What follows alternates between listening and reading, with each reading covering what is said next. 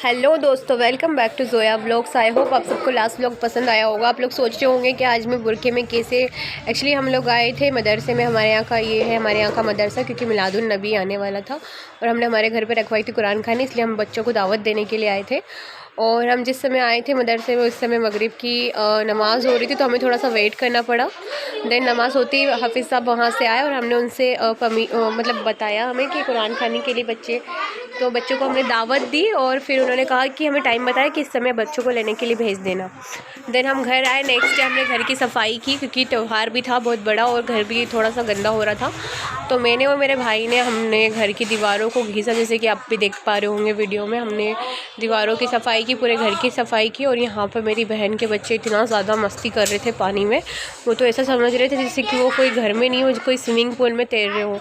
पूरे घर में गीला हो रहा था, तो उस घर में ही वो तैरने लग गए और सर्फ का गंदा पानी था उसमें नहाने लग गए। फिर मैंने दोनों को पीटा और फिर पीट करके मैं अंदर लेकर आई और उन दोनों को मैंने कपड़े पहनाए। फिर भी वो लोग मान ही नहीं रहे थे, पर मार खाने के बाद में वो दोनों मान गए। देन उसी दिन मेरे भाई का बर्थडे भी था, मिलादुन नबी के एक दिन पहले। तो हम लोग, मैं और मेरी बहन, हम लोग मार्केट गए। वहाँ से हमें ख़रीदना थे केक और मेरे भाई के बेटे के लिए कपड़े भी ख़रीदना थे।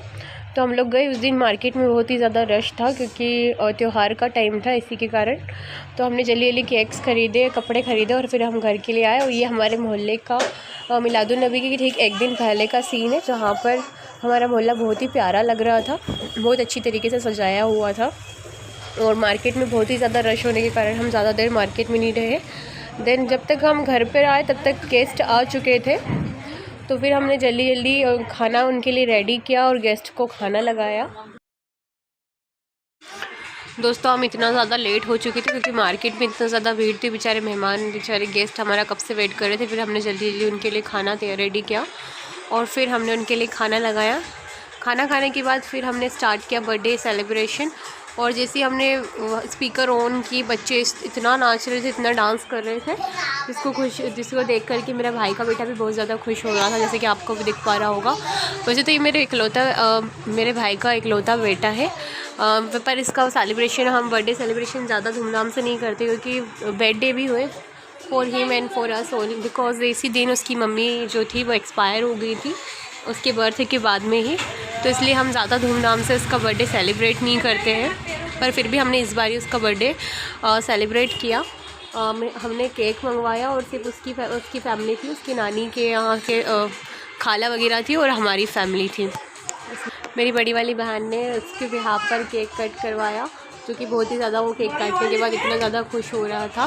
फिर केक कट करवाया और उसकी बदौलत में सबसे पहले केक पापा को खिलाया, उसके पापा को। देन हमने इस तरीके से उसका बर्थडे सेलिब्रेट किया। नेक्स्ट डे मिलादुन नबी का दिन था और मैं जल्दी उठी थी और मॉर्निंग में मैंने जल्दी से उठकर खाना तैयार किया बच्चों के लिए। मैंने चूल्हे पे 5 किलो आटे की रोटी बनाई, जिसका वीडियो में तो मैं क्रिएट नहीं कर पाई, बाकी मैंने खाने का वीडियो क्रिएट कर लिया, जैसे कि आपको भी दिख पा रहा होगा।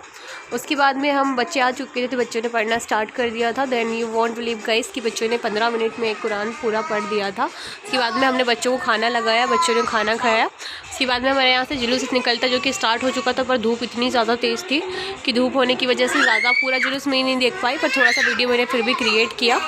और बहुत सी औरतें वहाँ से जा भी चुकी थी, क्योंकि धूप बहुत ज़्यादा ही लग रही थी।